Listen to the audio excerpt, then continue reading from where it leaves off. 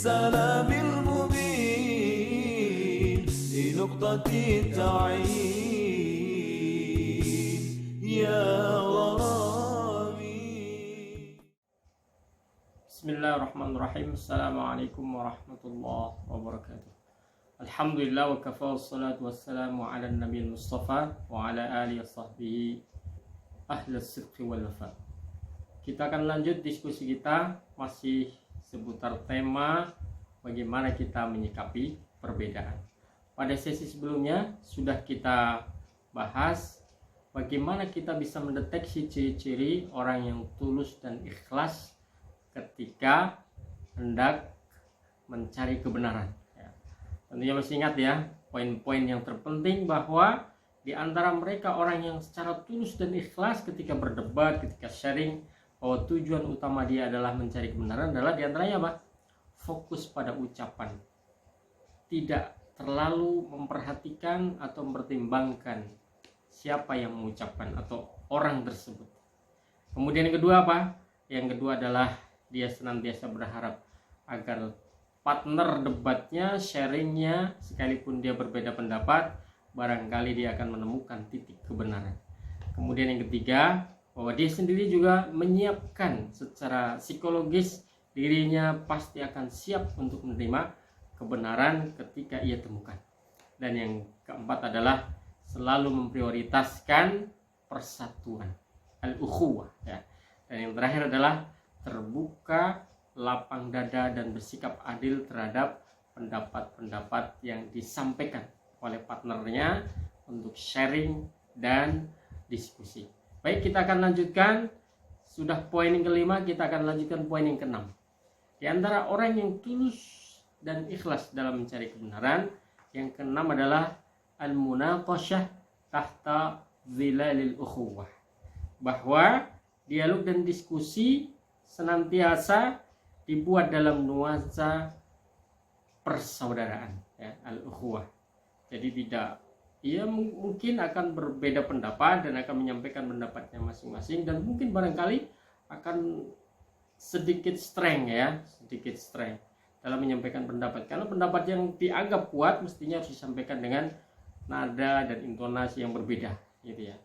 Maka ini yang mungkin barangkali salah persepsi. Tapi sekalipun demikian, al-munaqashah tahta zilalil ukhuwah. Munaqashah, diskusi, dialog, debat itu tetap ya dalam nuansa atau bingkai ukhuwah persaudaraan ya. Maka dikatakan wal khilaf al-fiqhi fil furu' la yakunu sababan litafarruq fid din. Bahwa khilaf fikih dalam masalah furu' ya, yang cabang-cabang, tidaklah menjadi penyebab terjadinya sebuah perpecahan dalam agama. Wala yuaddi ila khusumihi wala baghdha, wala yuaddi ila khusumatin wala baghdha, dan juga tidak mendorong seseorang untuk melakukan permusuhan dan kebencian. Dia berbeda, tidak masalah berbeda. Ya, yang penting didengarkan dulu apa yang menjadi perbedaan pendapat tersebut ya. Pendapat dia, dalil dia ya, atau mungkin juga bukti-bukti yang disampaikan, didengarkan dulu. Jangan sampai belum sampai selesai kemudian sudah muncul kebencian, bahkan menimbulkan permusuhan ya gitu. Kemudian apa?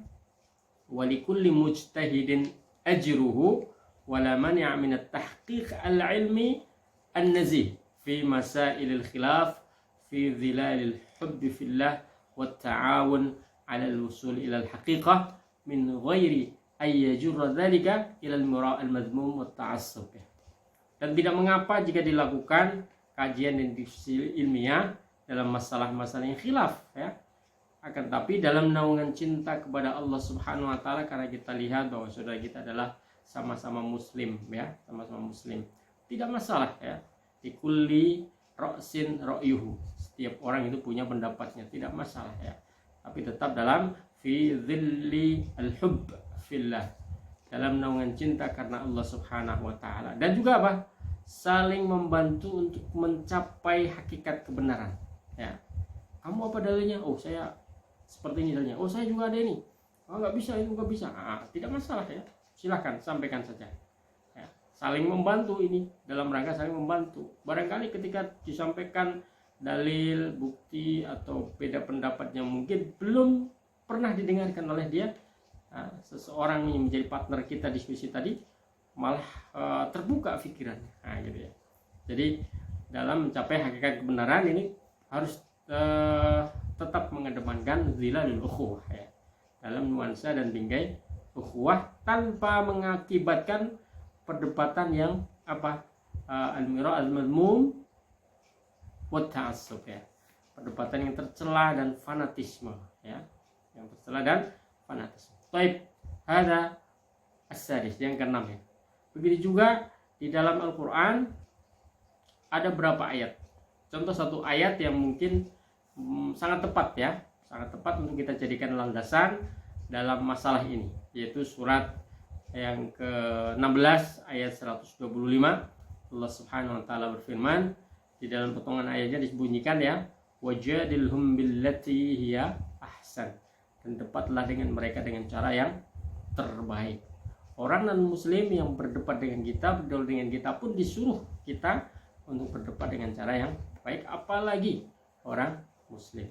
Kemudian dalam sebuah hadis riwayat Abu Dawud, Rasulullah sallallahu alaihi wasallam bersabda, ana za'imun bi baitin fi rabadil jannah liman taraka al-mira wa in kana muhiqqan. Saya akan menjadi menjamin rumah ya, akan menjamin rumah di sekitar surga bagi siapa yang meninggalkan debat ya. Debat ini dimaksud adalah debat kusir ya, yang penting pokoknya gitu ya. Nah, ini debat kusir namanya ya.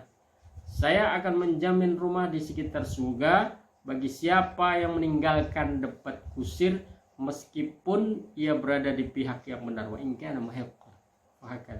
Masya Allah, subhanallah. Ini adalah ciri yang keenam. Masih ada lagi fenomena atau mungkin juga refleksi para ulama, para sahabat-sahabat Rasulullah SAW ketika berbeda pendapat tapi tetap menghormati yang lain ya. Contoh misalkan Ibnu Abbas radhiyallahu anhu, beliau berbeda pendapat ya, sangat tajam dengan Zaid bin Thabit tentang apa? Tentang apakah saudara mendapatkan warisan jika ada kakeknya ya. Maka Ibnu Abbas berpendapat iya, dia dapat warisan. Tapi menurut Zaid bin Thabit, oh tidak bisa dia dapat warisan. Tapi faktanya ketika dalam kehidupan sehari-hari, contohnya misalkan ketika Ibnu Abbas radhiyallahu anhu melihat Zaid ibn Thabit, beliau sedang menunggang kudanya, kemudian beliau berjalan menuntun kuda Zaid radhiyallahu anhu sambil berkata, beginilah kita diperintahkan menghormati ulama, subhanallah. Tapi dalam waktu yang sama juga, apa yang direfleksikan oleh Zaid bin Thabit, Zaid berkata, kemarilah tanganmu. Lalu diciumlah tangan Ibnu Abbas, beliau sambil berkata, beginilah kita diperintahkan terhadap ahlul bait atau keluarganya Nabi sallallahu alaihi wasallam. Subhanallah, ini adalah sebuah refleksi ukhuwah ya, yang tetap dijaga sekalipun berbeda pendapat di luar ruang-ruang perbedaan pendapat tersebut, bahkan di dalam saat-saat ketika berdiskusi atau berdialog. Baik, poin ke-6. Yang ke-7 adalah apa? Ijtinabut ta'assubi. Ijtinabut ta'assubi. Apa maksudnya? Sebaik mungkin ya, sekuat mungkin ya, semaksimal mungkin untuk menghindari ta'assub, yaitu fanatisme ya. Fanatisme. Sebab apa? Sebab secara fakta sesungguhnya ya, ada seorang ulama yang mengatakan bahwa setiap orang itu bebas-bebas saja diambil ucapannya dan tinggalkan ucapannya, tidak wajib bagi dia, kecuali yang maksum ini. Siapa itu? Rasulullah Sallallahu Alaihi Wasallam. Ketika bersikap dengan apa yang disampaikan Rasulullah, maka tidak ada pilihan kecuali harus diterima apa yang disampaikan oleh Rasulullah Sallallahu Alaihi Wasallam, karena apa yang beliau sampaikan adalah in huwa illa wahyu yuha wa ma yantiqu anil hawa. Yang beliau sampaikan bukanlah dari hawa nafsu beliau, tapi sesungguhnya atas bimbingan Allah Subhanahu wa taala. Nah, ya. Jadi semua boleh diterima, boleh ditolak pendapatnya atau tidak diambil pendapatnya, ya, kecuali Rasulullah SAW. Maka sikapnya adalah bahwa kita semua berasal dari salaf radhiyallahu anhu. Kita semua menerima semua yang berasal dari salaf dan sesuai dengan Al-Quran dan Sunnah. Jika tidak sesuai dengan Al-Quran dan Sunnah, yang harus kita ikuti, tetapi kita tidak akan menodai kehormatan seorang di antara mereka dengan tuduhan-tuduhan atau celaan-celaan karena perbedaan pendapat yang terjadi di antara kita dan mereka, ya. Semuanya kita serahkan kepada niat mereka masing-masing, sekalipun mereka berbeda pendapat, ya, dan mereka sudah mendapatkan balasan apa yang telah mereka lakukan, ya. Sudahlah, kalau memang benar-benar berbeda pendapat, selesai, ya. Apalagi hal-hal yang furu', ya, terutama yang furu' ini, ya, sudah tidak usah dipaksakan bahwa harus sama pendapatnya. Adapun kalau mau harus debat, ingin mendengar lagi pendapat-pendapatnya atau dalil-dalilnya, maka boleh-boleh saja, ya, boleh-boleh saja. Ingin meyakinkan saja. Ya. Baik, itu poin yang ketujuh, ijtinabut ta'assub. Sekuat mungkin untuk menghindari ta'assub atau fanatisme, ya. Kemudian yang kedelapan adalah adamul inkar fil khilafil mu'tabar as-sa'ir. Apa maksudnya? Mestinya tidak mengingkari, ya, perbedaan yang sebetulnya sudah disepakati oleh para ulama. Jadi kalau poin-poin atau masalah-masalah, apalagi masalah furu' itu memang dari dulu sampai sekarang itu berbeda pendapat, ya sudah, tidak perlu dipaksakan untuk pokoknya harus sama dengan pendapat saya, ya. Tidak perlu, ya, tidak perlu, ya. Karena memang itu dinamakan dengan al-khilaf as-sa'ir, ya. Apalagi dalam masalah furu', maka dikatakan inna mithla hadhil masail al-ijtihadiyah la tunkaru bil yad wa laysa li ahadin ay yulzima an-nas bi ittiba'ihi fiha. Bahwa sungguhnya masalah ijtihadiyah yang sering kita dengar tidak boleh diingkari, bahkan tidak boleh dihadang dengan kekuatan tangan, tidak perlu, ya. Akan tapi apa? Ya, akan tapi walakin liman yatakallamu fiha bil hujajil ilmiyah. Akan tetapi siapapun tidak boleh memaksakan pendapatnya kepada orang lain, ya. Yang bisa dia lakukan adalah berbicara dengan argumentasi ilmiah, ya. Tidak dengan fisik, ya, tidak dengan fisik dipaksakan. Kamu beda, nggak boleh kamu beda, harus sama dengan saya. Ketika masalah adalah furu', sudah selesaikan dengan cara-cara yang elegan sesuai dengan petunjuk Rasulullah SAW dalam masalah yang furu', ya. Karena al-furu' itu terjadi dari dulu sampai sekarang, ya. Adapun yang usul tentunya tidak boleh, ya. Yang usul tidak boleh. Hal-hal yang fundamental, ya, yang prinsipil di dalam agama tentunya tidak boleh berbeda, ya. Maka faman tabayyana lahu sihhatu ahadil qaulaini tabi'ahu. Kalau memang di sana ternyata muncul, ya, kebenaran pendapat dari dua pendapat, kalau kita lapang dada, ikutilah. Nah, ikutilah pendapat yang menurut kita saat itu lebih kuat daripada apa yang kita pegang pendapat tersebut, ya. Wa man qallada ahlal qaulil akhar fala inkara alaihi, ya. Maka siapa yang taklid kepada pendapat lain, maka tidak boleh diingkari. Kalau memang sudah saya tetap ikut saya, ya sudah, nggak masalah, tidak masalah, ya. Nah, oke. Baik. Kemudian yang ke-9, ya, yang ke-9 apa itu? Poin yang ke-9, ciri orang yang tulus dan ikhlas dalam mencari kebenaran adalah tarkul mustahabbat li ta'lifil qulub. Apa itu? Senantiasa berusaha untuk menghindarkan hal-hal yang barangkali itu memang dibolehkan, ya, dibolehkan. Akan tapi sekalipun itu boleh, tetap dia tidak lakukan. Nah, tetap dia tidak lakukan. Kenapa? Lebih mengutamakan ta'liful qulub. Apa ta'liful qulub? Ta'liful qulub adalah menyatukan hati. Yang penting saya tidak ada dendam sama dia, tidak ada rasa benci sama dia. Namanya ta'liful qulub. Saya dengan dia tetap bersaudara, bersahabat, ya. tidak pisah ya. Nah, itu.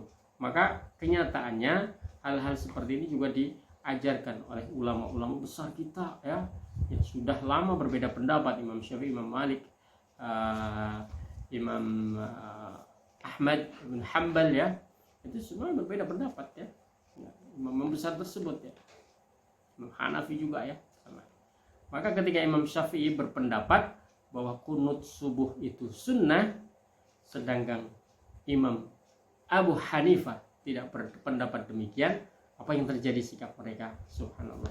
Suatu hari ketika Imam Syafi'i pergi berziarah, bersilaturahim ke Kufah dan menjadi imam sholat subuh, Imam Syafi'i ya, padahal Imam Syafi'i pendapatnya apa?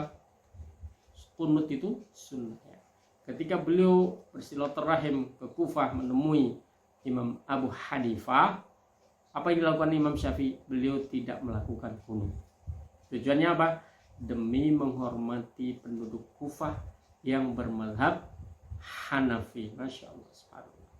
Jadi meninggalkan hal-hal yang mustahab, boleh nggak beda dalam hal ini? Boleh, tapi ketika kenyataannya ada sesuatu yang lebih prioritas, maka beliau tinggal. Subhanallah. Tapi kemudian yang ke berapa? 10 ya, yang ke-10 yaitu adamul khawdi fi ma laysa wara'ahu amal. Berusaha semaksimal mungkin untuk tidak terjebak masuk pada wilayah-wilayah yang sesungguhnya ketika berdebat tidak ada nilai produktivitas sama sekali ya. Dia akan membuahkan amal mendorong seorang untuk berbuat lebih baik, tidak ya. Maka itu ditinggalkan ya. Tinggalkan. Wa kullu mas'alatin la yanbani 'alaiha 'amalun fal khawdu fiha min at-takalluf alladhi nuhina anhu syar'an. Setiap pekerjaan, perbuatan yang tidak terbangun di atasnya suatu amal, artinya ketika melakukan suatu tidak produktif untuk melakukan amal berikutnya, maka akan lebih baik itu ditinggalkan saja ya, karena sesungguhnya hal tersebut dianggap sebagai takalluf, hal-hal yang berlebih-lebihan ya. Berlebih-lebihan ngapain berdebat pada sesuatu yang memang kedepannya tidak akan membuahkan amal, tidak mendorong seorang untuk melakukan suatu amal kebaikan, tinggalkan saja ya. Itulah yang dilakukan oleh dan dicontohkan oleh baginda Rasulullah Sallallahu Alaihi Wasallam ketika ditanya suatu saat oleh seorang sahabat ya. Beliau ditanya tentang apa? Tentang masalah yang sangat besar ya, yang sangat besar, yaitu apa? Tentang kiamat. Masya Allah. Jadi ketika beliau ditanya tentang kiamat ya, sahabat tadi berkata, wahai Rasulullah, kapan kiamat itu terjadi? Rasulullah tidak menjawab kiamat terjadi tahun 2021, tahun sekian, tanggal sekian, tidak. Tidak. Tapi beliau Rasulullah Sallallahu Alaihi Wasallam sangat cerdas ya, bahwa yang terpenting itu bukan mengetahui kapan kiamatnya, tapi yang terpenting adalah sejauh mana dia produktif di dalam melakukan persiapan-persiapan sebelum kiamat. Maka jawab beliau apa? Beliau tidak menjawab, tapi balik bertanya. Wa madza a'adattaha? Terus apa yang sudah engkau siapkan?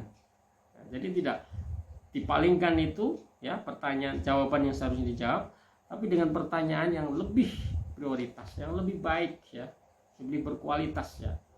Apa yang sudah engkau siapkan untuk menghadapi kiamat itu? Maka apa yang disampaikan oleh sahabat tadi ya, saya tidak menyiapkan apa-apa, hanya saja saya mencintai Allah dan Rasulnya. Subhanallah. Jadi ternyata sahabat tadi juga cerdas ya yang bertanya itu, karena dia khawatir ya kalau apa yang dia siapkan itu akan sia-sia. Ternyata Rasulullah tidak menganggap itu, dan terakhir Rasulullah mengatakan bahwa anta ma'aman ahbabta, engkau akan bersama dengan orang-orang yang kau cintai. Jadi kalau berdebat dalam sesuatu yang tidak membuahkan amal, maka itu akan lebih baik ditinggalkan saja. Bahkan itu dicela di dalam syariat. Maka sampai-sampai Sayyiduna Umar bin Khattab radhiyallahu anhu, pada masa beliau ada seorang yang bernama Sabih ibnu Asal, terkenal sekali di dalam setiap pertemuan majelis-majelis yang vokal ya bertanya adalah Sabih ibnu Asal ya. Tapi pertanyaan Sabih ini selalu bertanya sesuatu yang ya barangkali itu tidak akan menjadikan orang lain berbuat baik ya, tidak membuka amal kebaikan bagi orang lain ya. Yang ditanyakan Sabih bin Asal ini adalah ayat-ayat mutasyabihat ya, ayat-ayat mutasyabihat. Tahu ya, paham ya? Kita buka kembali apa yang dimaksud dengan ayat mutasyabihat. Ayat-ayat mestinya tidak perlu ditanyakan lah ya, karena ada ayat-ayat yang sudah jelas ya, ada yang samar-samar yang itu semuanya diserahkan kepada Allah Subhanahu wa taala makna dan artinya, bahkan tidak ada yang tahu ya. Jadi beliau selalu tanya seperti itu ketika ada pertanyaan, pertemuan pasti bertanya seperti itu. Nah, suatu saat Umar bin Khattab radhiyallahu anhu menunggu ya, siapa sih yang sebetulnya Sabih bin Asal yang begitu populer, viral ya, kalau sekarang itu viral ya, viral di medsos ya gitu. Tapi viralnya adalah viral dalam hal yang negatif ya, membuat ketika sudah selesai bertanya kaum muslimin yang malah kebingungan, ini buat apa ini, bertanya sesuatu yang aneh-aneh ya, yang tidak mendatangkan kebaikan. Maka bertemulah Umar qadarullah dengan Sabih bin Asal. Begitu bertemu, Umar mengatakan, engkau yang saya tunggu-tunggu, dan saat inilah engkau saya akan hukum ya. Disitulah akhirnya Sabih bin Asal dihukum oleh Umar karena meresahkan ya.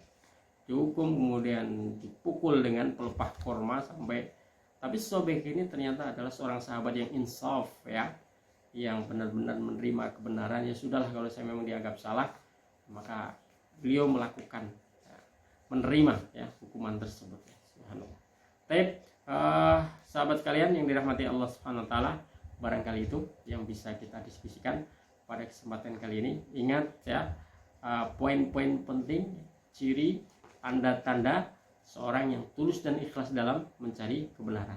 Coba diulang lagi, insyaallah kita akan bisa memahaminya dengan sebaik mungkin. Hada wa astaghfirullahal azim. Sampai jumpa pada sesi berikutnya.